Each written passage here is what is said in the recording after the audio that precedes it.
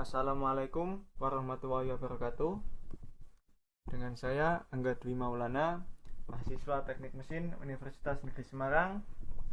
Kali ini saya akan menjelaskan materi tentang sistem power steering.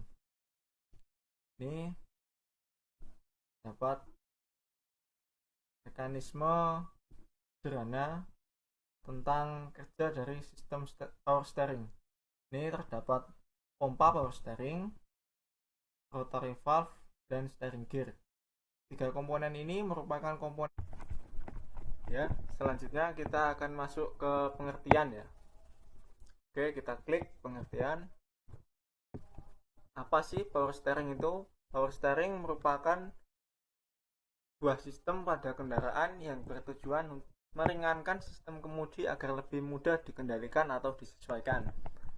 Jadi sistem power steering itu memperingan gerakan setir ya. Jadi kita hanya perlu memberikan gaya putaran pada setir secara ringan, tapi gaya yang besar akan timbul pada bagian steering gear sehingga mempermudah menggerakkan roda depan bergerak ke kiri atau ke kanan.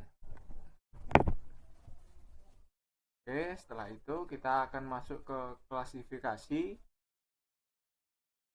dari sistem power steering. Sistem power steering dibagi menjadi tiga. Itu ada sistem power steering hidrolik, sistem power steering semi hidrolik, dan sistem power steering elektrik.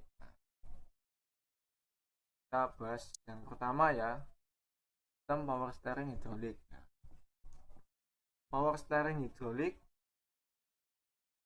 menggunakan pompa hidrolis berisi oli yang berfungsi meningkatkan tenaga yang mendorong roda untuk berbelok ke kiri atau ke kanan saat pengemudi memutar setir.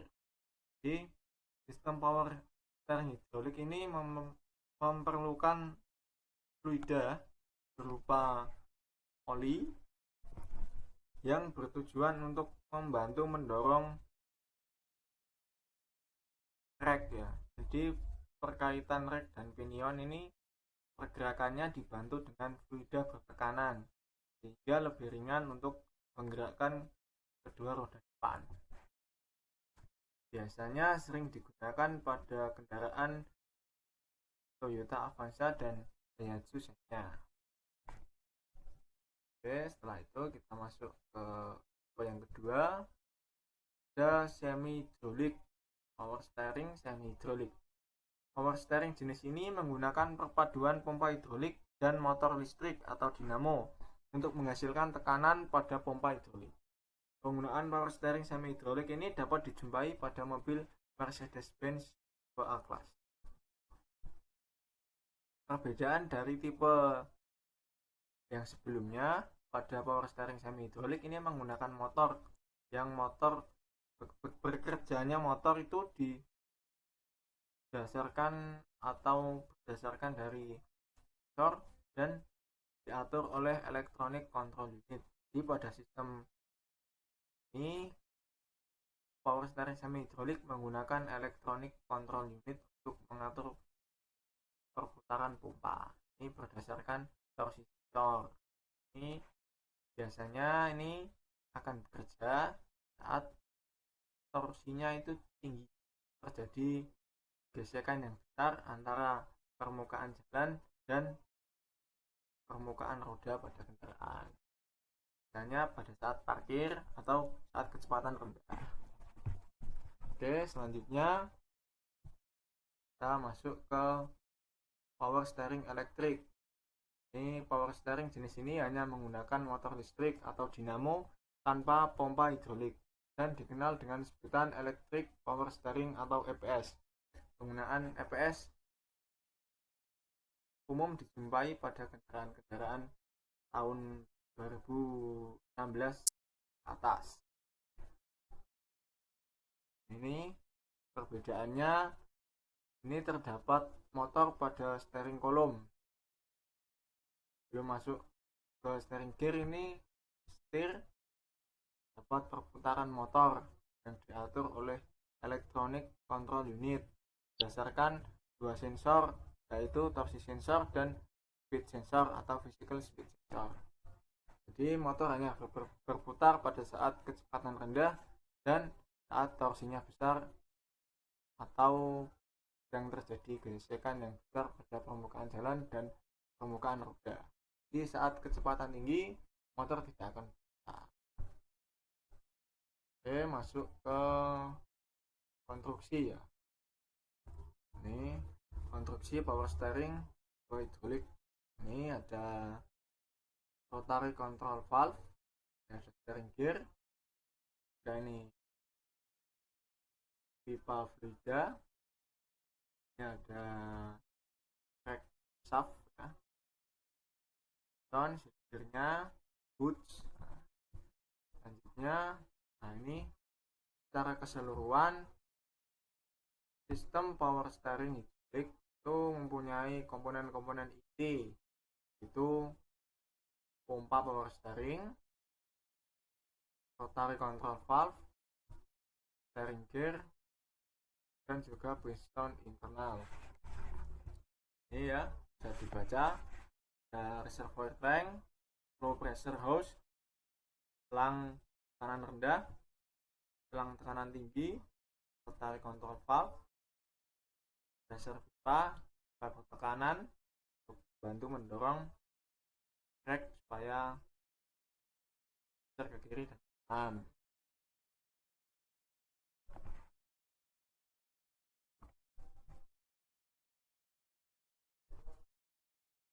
Selanjutnya kita akan masuk ke bagian komponen. Kita klik komponen. Jadi komponen pada sistem power steering itu meliputi 6 komponen inti. Reservoir, fan pump, pipa pendingin, control valve, steering gear, dan pipa saluran. Oke. Reservoir tank, kita klik. Reservoir tank berfungsi untuk tampungan fluida power steering. Ini tempatnya itu jadi satu di atas fan pump. Coba kita klik fungsi dari reservoir tank. Reservoir tank merupakan komponen pada sistem power steering yang berfungsi untuk tampungan fluida pada sistem power steering. Jadi reservoir tank sebagai tampungan fluida pada sistem power steering. Oke, kita masuk ke komponen yang kedua. Ini ada fan pump. Fan pump digerakkan dengan pemanfaatan dari putaran mesin yang terhubung dengan V-belt dan melalui beli. Nah, ini di putaran dari pompa itu didapatkan dari putaran mesin pada puli mesin yang terhubung dengan V-belt ya. Ini kita lihat fungsinya. Fan pump atau pompa power steering. Fan pump berfungsi untuk memompa fluida atau minyak agar mengalir ke seluruh sistem hidrolik pada sistem power steering. Nah, jadi pompa ini untuk menekan fluida supaya masuk ke seluruh sistem pada power steering. Ini ada beberapa komponen pada fan pump ya. Ada puli, shaft, pressure control valve, pump housing, rotor, pump cover, dan salurannya yang menuju ke reservoir dan steering box. Oke, kita lihat fungsinya satu persatu. Puli berfungsi untuk memutarkan drive shaft supaya rotor dapat berputar. Oke, untuk fungsi yang kedua di drive shaft ya. Puli tadi berfungsi untuk memutarkan drive shaft. Drive shaft berfungsi meneruskan putaran puli sehingga rotor dapat berputar untuk menekan fluida. Drive shaft berfungsi untuk memutarkan rotor karena jadi satu kesatuan. Ini ada rotor berfungsi untuk rotor. Rotor berfungsi sebagai pemberi tekanan pada fluida sehingga fluida dapat bersirkulasi ke seluruh sistem power steering. Misalnya, fluida ditekan menuju ke steering gear atau menuju ke reservoir tank. Jadi rotor itu berfungsi untuk menekan fluida. Jadi fluida saat rotor berputar, fluida akan ruangnya akan bergeser sehingga menjadi fluida bertekanan dan dapat disalurkan menuju ke seluruh sistem power steering melalui saluran pipa. Pressure control valve. Pressure control valve berfungsi untuk mengontrol tekanan hidrolik agar tekanan tidak melebihi tekanan spesifikasi. Pressure control valve ini berfungsi untuk menjaga tekanan supaya tidak melebihi spesifikasi. Bisa dikatakan sebagai faktornya ini.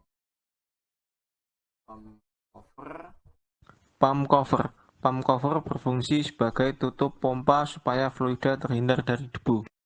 Pump cover berfungsi tutup.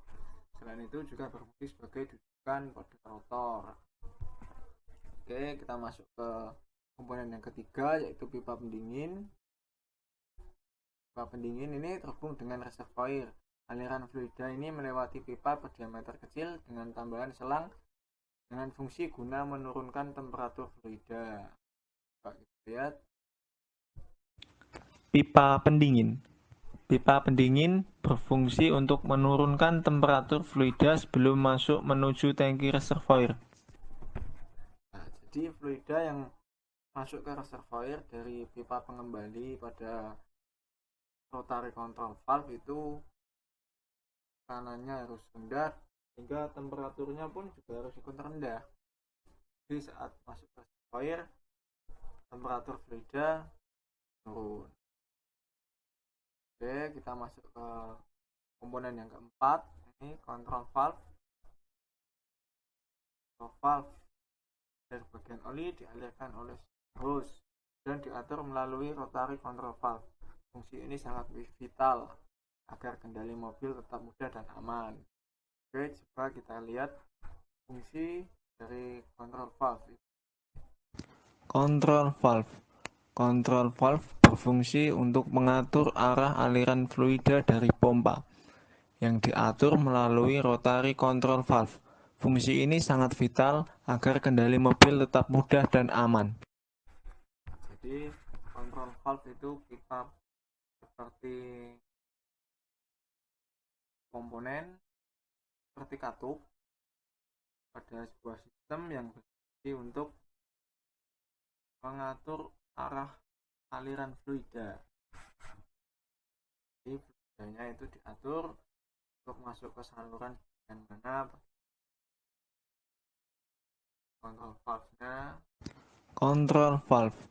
Control valve berfungsi untuk mengatur arah aliran fluida dari pompa yang diatur melalui rotary control valve. Fungsi ini sangat vital agar kendali mobil tetap mudah dan aman. Ini sebagai contoh aliran fluida pada sistem power steering tipe circulating ball ya. Ada sektor shaftnya, worm shaft ini untuk biasa digunakan pada truk. Prosedurnya ini klik. Power cylinder berfungsi sebagai rumah mengalirnya cairan dari fan pump yang mendorong pinion untuk bergerak ke kiri atau ke kanan. Itu ya. Di control valve itu berfungsi untuk membagi aliran fluida. Oke, kita masuk ke steering gear. Steering gear memiliki fungsi utama yaitu sebagai tempat meletakkan pinion gear serta power steering rack. Steering gear memiliki fungsi utama yaitu sebagai tempat meletakkan pinion gear serta power steering rack. Jadi sebagai tempat pinion gear rack. Nah, ini untuk skemanya ya. Ini untuk tipe worm shaft dan sektor shaft ini yang atas. Ini untuk rack pinion. Ini ada boots, pinion housing, silinder, hydraulic line, valve body housing, input shaft, dan port. Kita coba dengarkan fungsi setiap komponen. Boots berfungsi sebagai karet pelindung debu pada power cylinder. Ada Port berfungsi sebagai saluran masuknya fluida melalui selang pipa. shaft, Input shaft berfungsi sebagai poros pinion yang terhubung dengan rack steer. Valve body housing berfungsi sebagai rumah dudukan katup pengontrol. Hydraulic line berfungsi sebagai penghubung aliran fluida menuju silinder. Kemudian ada pinion housing. Untuk pinion housing berfungsi sebagai tempat dudukan berkaitan rack dan pinion.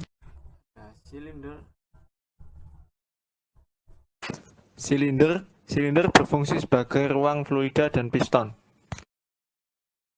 Jadi komponen ini memiliki fungsinya masing-masing pada power steering, tipe rack, dan pinion. Oke, kita masuk ke pipa saluran. Pipa saluran, nah ini ada dua, pressure dan suction. Coba kita lihat fungsi dari pipa saluran. Untuk pipa saluran berfungsi untuk mengalirkan fluida power steering baik tekanan tinggi maupun tekanan rendah. Pipa selang ini berfungsi untuk mengalirkan minyak power steering tekanan tinggi maupun tekanan rendah. Untuk tekanan tingginya berwarna merah, pressure hose ini, dan untuk ini menuju ke reservoir. Coba kita lihat. Nah, ini kita lihat fungsinya ya, pressure hose. Pressure hose berfungsi mengalirkan minyak power steering yang memiliki tekanan tinggi. Pressure hose mengalirkan fluida bertekanan tinggi dari pompa power steering menuju ke kontrol rotary control valve maksudnya. Ada suction hose. Kita klik. Suction hose berfungsi mengalirkan fluida bertekanan rendah yang berasal dari rotary control valve kemudian menuju ke arah reservoir tank. Nah, ini dari rotary control valve itu menuju ke reservoir, dan dari pompa juga menuju ke reservoir. Ini sebagai katup pengembali. Nah, ini aliran kembali. Karena pada saat berbelok ke kiri atau ke kanan itu terjadi perbedaan tekanan pada kanan piston dan kiri piston pada piston internal dalam silinder. Ini ya, rack shaftnya ini dalamnya ada piston. Itu terdapat pada gambar, kita carikan. Nah, ini piston internal. Jadi saat berbelok itu ini piston internal ini akan bergeser. Ini bergeser ke sebelah ini misalnya.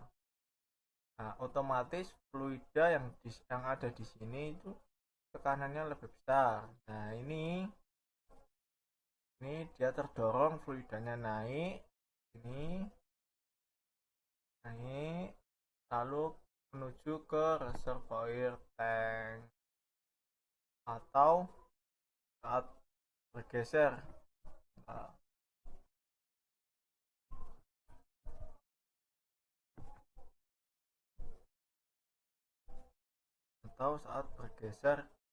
bergerak piston internalnya geser ke kiri.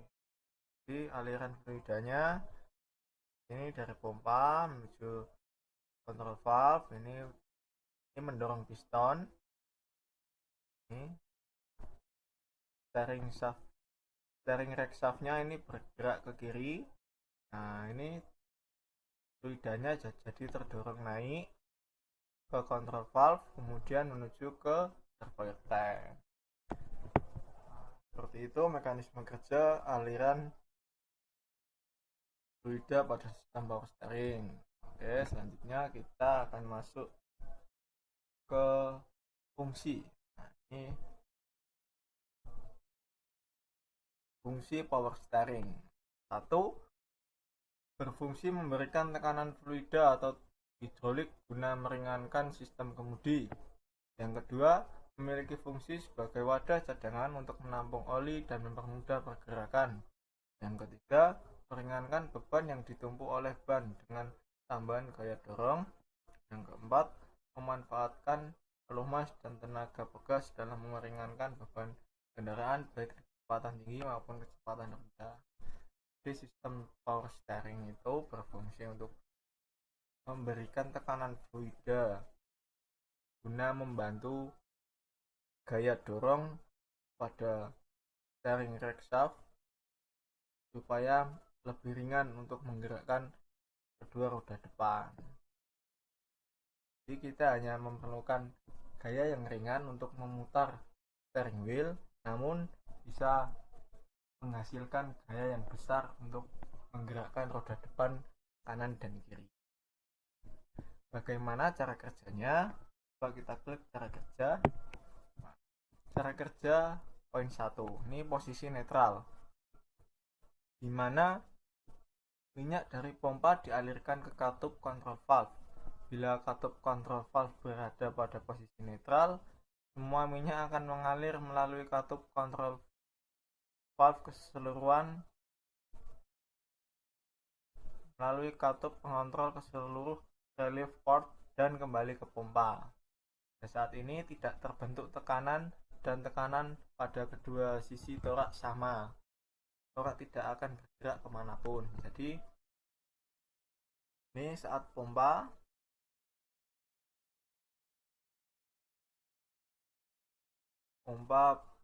menekan fluida ya, ini masuk. Ini katupnya sudah bergerak atau pada posisi netral. Jadi masuk ke aliran. Ini tekanan antara kiri torak dan kanan torak itu sama, sehingga fluidanya hanya mengalir menuju ke reservoir tank, kemudian dipompa seterusnya pada saat kondisi jalan lurus. Jadi saat kondisi jalan lurus, tekanan fluida kiri torak dan kanan torak itu sama, tidak ada pergerakan dari steering rack shaft sehingga fluida tekanannya sama. Kemudian pada saat posisi berbelok, saat diputar ke salah satu arah, maka katup pengontrol juga akan bergerak menutup ke salah satu saluran minyak. Saluran yang lain akan terbuka dan terjadi perubahan volume aliran minyak dan terbentuklah tekanan. Pada kedua sisi torak akan bergerak ke sisi yang bertekanan lebih rendah, sehingga minyak yang berada pada ruangan tersebut dialirkan ke pompa melalui katup pengontrol. Nah, ini ada animasi. Ini terkait pergerakan dari pinion dan rack. Steering rack shaftnya bergerak kanan ke kiri pada saat steering wheel diputar oleh pengemudi. Jadi aliran arusnya itu, aliran fluidanya maksudnya, ini kan pompa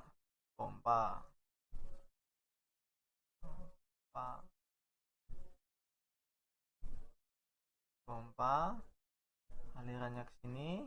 Nah, ini ketika diputar ke kiri, nih aliran fluida masuk dari sini menuju ke sini. Nah, ini mendorong piston internal pada steering rack shaft, dorong ke kiri sehingga tekanan yang ada di sini menjadi lebih tinggi daripada di sini. Nah, ini maka fluida akan naik ke atas ke rotary control valve, kemudian dialirkan menuju ke reservoir tank untuk dikembalikan ke pompa. Ini bersirkulasi. Begitu juga saat dibelokkan ke kanan, di arah dari sini tekanannya lebih rendah dan sini tekanan lebih tinggi, masuk ke rotary valve, kemudian kembali lagi ke reservoir tank dan dipompa lagi. Demikian penjelasan dari saya. Terima kasih telah menonton video pembelajaran dari saya. Jangan lupa like, komen, dan subscribe. Terima kasih.